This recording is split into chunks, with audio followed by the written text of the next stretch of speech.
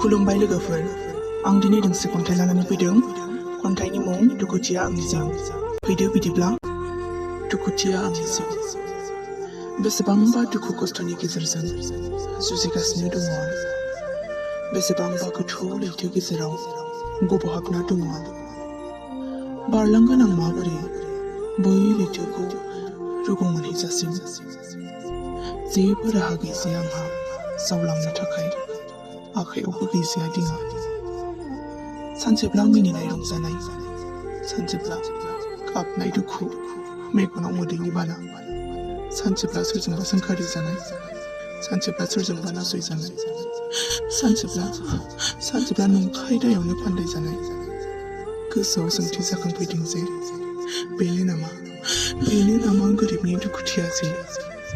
बेनो नामा आंनि जिउनि मोननांगौ साजा बेसेबां गिदिर देबोर नांनाय मायानि जिउ नांथाबनानै दङ नाजाब्लाबो हालिया आं बेखौनो मालायनि नंखाय दैयावनो जानांबाय आं बयनिबो मेगननि नोजोराव दायनिगिरि नाथाय सैथोआ जेब्लाबो सैथोखा बेखौ रावबो सिखोमानो हाया नंखाय दायनि साजाखौ जेब्ला इसोरा होगोन अब्लासो बुजिगोन जे दायनि साजाया माबादि